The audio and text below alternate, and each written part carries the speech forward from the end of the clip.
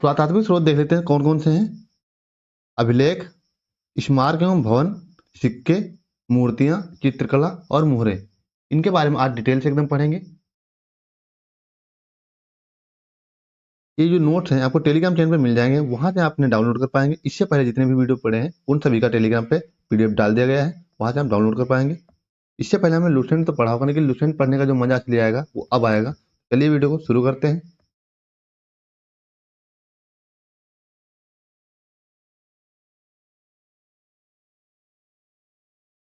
सबसे पहले अभिलेखों के बारे में देखते हैं। तो अभिलेख जो है, अभिलेखों के अध्ययन को एपिग्राफी कहा जाता है। तो अभिलेखों के अध्ययन को क्या कहा जाता है? अभिलेखों के अध्ययन को एपिग्राफी कहा जाता है। अभिलेख देखने को कहाँ मिलते हैं? तो ये जो अभिलेख हैं ये प्राचीन भारत के अधिकांश अभिलेख जो हैं, अभिलेख पाषाण शिलाओं यानी जो पुरानी शिलाएं हैं उन पे देखने को मिलते हैं। स्तंभों पे देखने को मिलते हैं। ताम्र पत्रों, दीवारों तथा प्रतिमाओं पे उत्कीर्ण यानी प्रतिमाओं पे देखने को मिलते हैं।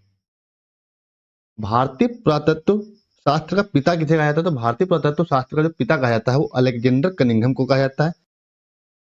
Hello friends, Arvind study official में आप सभी का स्वागत है। तो कल के वीडियो में हम लोगों ने ऐतिहासिक ग्रंथ और विदेशी यात्रियों के बारे में पढ़ा था। तो आज के इस वीडियो में हम लोग पुरातात्विक स्रोतों के बारे में पढ़ेंगे। तो पुरातात्विक स्रोत कौन कौन से हैं उनके बारे में पढ़ेंगे।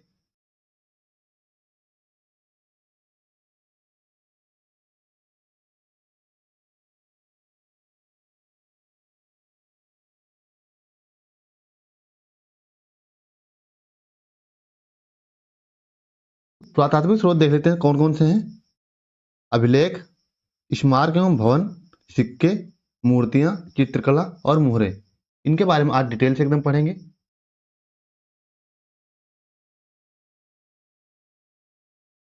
सबसे पहले अभिलेखों के बारे में देखते हैं। तो अभिलेख जो है, अभिलेखों के अध्ययन को एपिग्राफी कहा जाता है। तो अभिलेखों के अध्ययन को क्या कहा जाता है? अभिलेखों के अध्ययन को एपिग्राफी कहा जाता है। अभिलेख देखने को कहाँ मिलते हैं? तो ये जो अभिलेख हैं ये प्राचीन भारत के अधिकांश अभिलेख जो हैं, अभिलेख पाषाण शिलाओं यानी जो पुरानी शिलाएं हैं उन पे देखने को मिलते हैं। स्तंभों पे देखने को मिलते हैं। ताम्र पत्रों, दीवारों तथा प्रतिमाओं पे उत्कीर्ण यानी प्रतिमाओं पे देखने को मिलते हैं। भारतीय पुरातत्व शास्त्र का पिता किसे कहा जाता है? तो भारतीय पुरातत्व शास्त्र का जो पिता कहा जाता है वो अलेक्जेंडर कनिंघम को कहा जाता है। कई बार एग्जाम में क्वेश्चन पूछा गया है, वेरी वेरी इंपॉर्टेंट है। तो आप ये अभिलेख हैं उनको डिवाइड करके पढ़ते हैं। ये सबसे प्राचीन जो अभिलेख हैं उनको देखते हैं। जो सबसे प्राचीन अभिलेख हैं उनमें किसका उल्लेख मिलता है? तो सबसे प्राचीन अभिलेखों में वैदिक देवता मित्र, वरुण, इंद्र, नासत्य, नासत्य को क्या कहते हैं? अश्विनी कुमार, इनके नाम देखने को मिलते हैं। और जो दूसरी महत्वपूर्ण जानकारी मिलती है इनमें, तो मिलती है ऋग्वेद की तिथि को ज्ञात करने में मदद मिलती है इनसे। जो अभिलेख हैं इनसे ऋग्वेद की जो तिथि ज्ञात करने में क्या मिलती है? मदद मिलती है। अशोक के जो अभिलेख हैं वो लगभग 300 ईसा पूर्व के आसपास के हैं, जबकि लगभग 300 ईसा पूर्व के आसपास के हैं। तो जो अशोक के अभिलेख हैं इनको देखते हैं।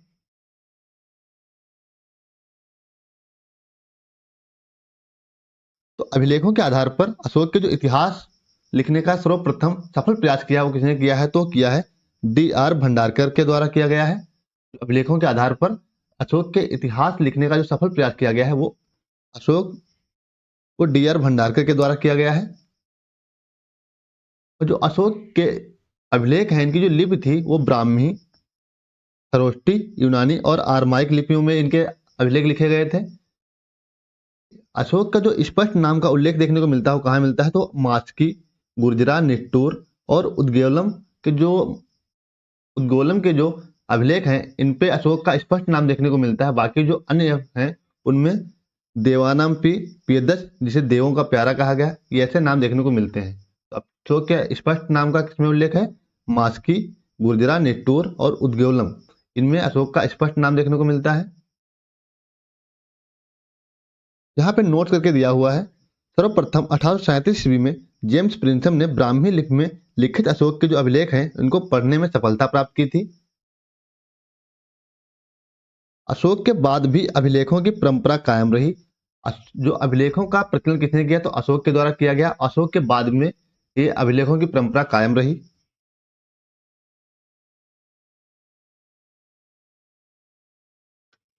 स्मारक और भवन इनके बारे में देखते हैं। तो इससे पहले हमने अभिलेखों के बारे में देखा, उसके बाद में इसके बारे में देखते हैं स्मारक और भवनों के बारे में। यहाँ से भी एग्जाम में क्वेश्चन पूछे जाते हैं। स्मारक और भवनों से जनता की आध्यात्मिकता तथा धर्म निष्ठा का ज्ञान होता है। महलों और मंदिरों की जो शैली है ये वास्तुकला के विकास पर पर्याप्त प्रकाश डालता है, यानी क्या करता है, विकास पर पर्याप्त प्रकाश पड़ता है इनसे। जो शैली है इसको देखते हैं शैली क्या होती है। तो जो भारत देश के मंदिर बने हुए हैं ये 3 प्रकार की शैलियों में बने हुए हैं, नागर शैली, बेसर शैली और द्रविड़ शैली।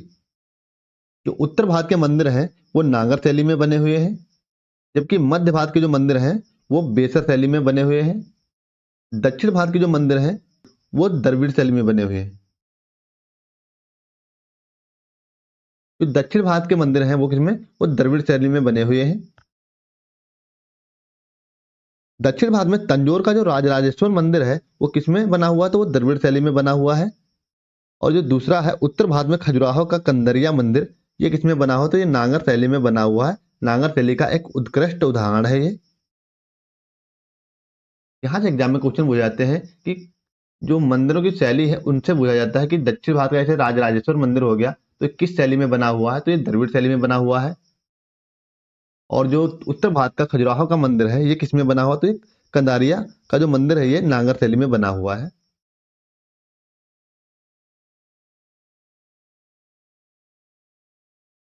तो देखते हैं सिक्कों के बारे में। तो अभिलेख, स्मारक और भवन के अतिरिक्त प्राचीन राजाओं द्वारा ढलवाए गए सिक्के हैं, इनसे भी प्रचुर ऐतिहासिक जानकारी उपलब्ध होती है। यानी जो अभिलेख, स्मारक, भवन, इनके अलावा कहाँ से जानकारी मिलती है इतिहास के बारे में, तो वो मिलती है सिक्कों के माध्यम से मिलती है। यह मिलती है 206 ईसा पूर्व से लेकर के 300 ईस्वी तक का जो इतिहास है वो कहाँ से मिलता है, वो देखने को वो सिक्कों के माध्यम से देखने को मिलता है। यानी जो 206 ईसा पूर्व से 300 ईस्वी का सफर रहा वो इतिहास का, वो किसके माध्यम से देखने को मिलता है, तो वो मिलता है सिक्कों के माध्यम से देखने को। तांबा, चांदी, सोना और सीसा धातु, ये सिक्के जो निर्मित थे, जो किससे निर्मित थे, तांबा, चांदी, सोना और सीसा धातु से निर्मित थे। यानी ये सिक्के बनाए जाते थे ये तांबा, चांदी, सोना और सीसा धातु से निर्मित होते थे।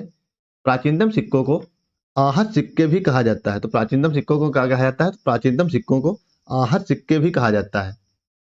और इनको प्राचीनतम सिक्कों को आहत सिक्के कहा जाता है। जो प्राचीनतम सिक्के थे इन्हीं सिक्कों को क्या कहा जाता, आहत सिक्के कहा जाता। इन्हीं को साहित्य में कहा जाता है कांसार्पण। कांसा कांसार्पण कहा जाता है इनको साहित्य में। तो ये भी बहुत ही इंपॉर्टेंट है, तो इसे आप याद रखिएगा। साहित्य में क्या कहा जाता है, कांसार्पण, जबकि प्राचीनतम सिक्कों को आहत सिक्के के नाम से भी जाना जाता है।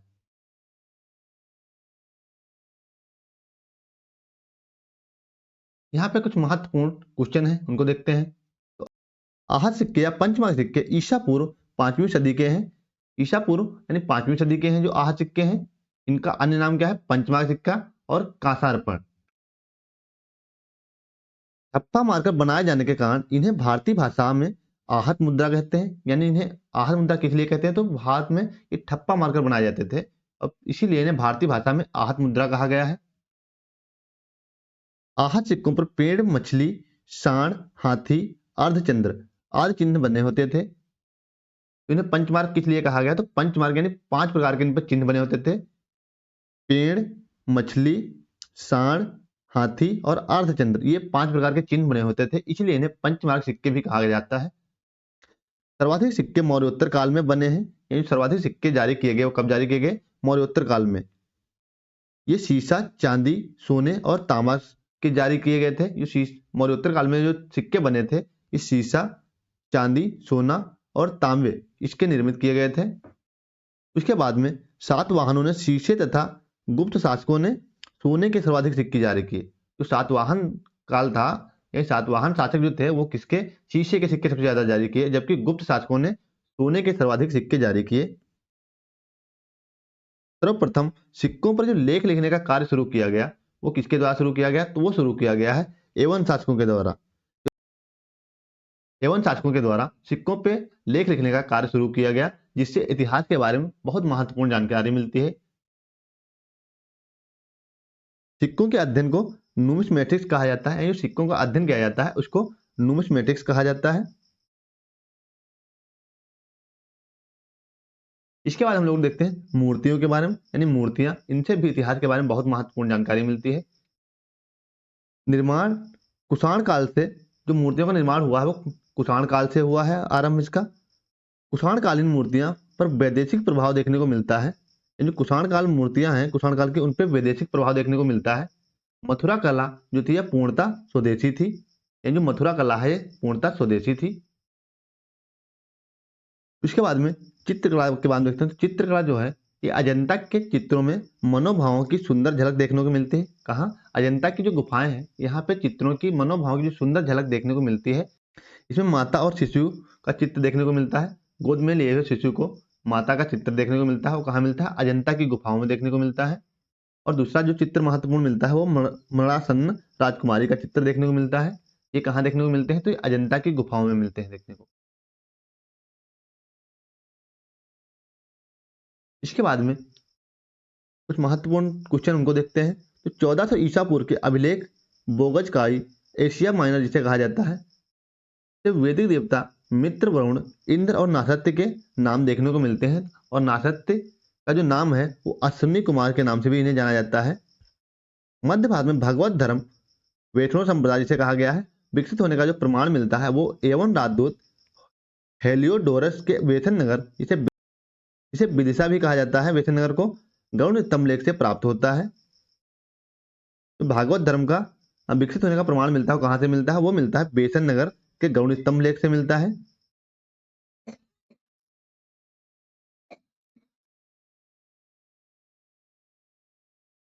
सर्वप्रथम भारतवर्ष का जिक्र हाथी गुम्फा अभिलेख में किया गया है। तो भारत का सबसे पहले जिक्र कहाँ किया गया है? तो वो किया गया है हाथी गुम्फा अभिलेख में किया गया है। सर्वप्रथम भारत पर होने वाले हूण आक्रमण की जानकारी भीतरी स्तंभ लेख से प्राप्त होती है। जो हूणों का आक्रमण हुआ उसकी जानकारी भीतरी स्तंभ लेख से देखने को मिलती है। और उसके बाद में सती प्रथा का जो पहला लिखित साक्ष्य मिलता है वो कहाँ मिलता है? तो एरन अभिलेख में देखने को मिलता है। शासक भानुगुप्त के द्वारा जो एरन अभिलेख बनाया गया इसमें सती प्रथा का पहला लिखित साक्ष्य देखने को मिलता है।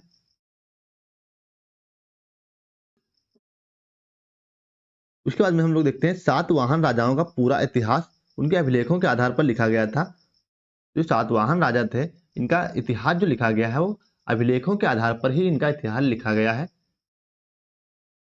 प्राचीनतम सिक्कों को आहत सिक्के या कहा जाता है। इसी के साहित्य में क्या कहा गया? तो इसी को साहित्य में कांसार्पण कहा गया है। हमने इससे पहले देखा भी और वहां पे हमने समझा भी से। जो प्राचीनतम सिक्के थे इन्हें पंचमार्क या आहत सिक्के तथा साहित्य में इन्हें कांसार्पण के नाम से जाना जाता है। सर्वप्रथम सिक्कों पर जो लेख लिखने का कार्य शुरू किया गया तो शुरू किया गया था एवन शासकों के द्वारा। जो एवन शासक थे इनके द्वारा सिक्कों पे लेख लिखने का कार्य सबसे पहले शुरू किया गया था। उसके बाद में अन्य शासकों ने भी इसका प्रचलन आगे जारी रखा।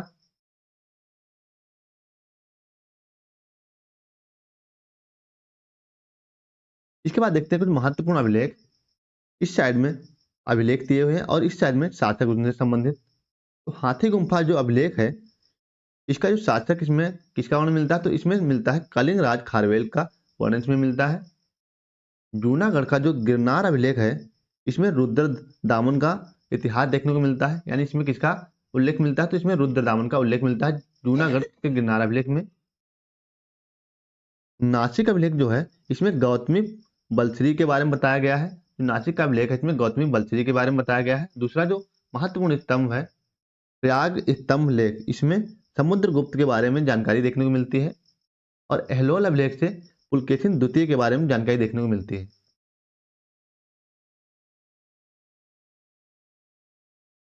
मंदसौर अभिलेख इसमें इसमें मालवा नरेश यशोवर्मन का वर्णन किया गया है। ग्वालियर अभिलेख जो है इसमें प्रतिहार नरेश भोज का वर्णन किया गया है। भीतरी एवं जूनागढ़ अभिलेख जो है इसमें स्कंद गुप्त के बारे में जानकारी देखने को मिलती है। देवपाड़ा अभिलेख तो इसमें बंगाल शासक विजय सेन के बारे में देखने को मिलता है। अभिलेखों के अध्ययन को इपिग्राफी कहा जाता है जबकि सिक्कों के अध्ययन को नुमिस्मेटिक्स कहा जाता है।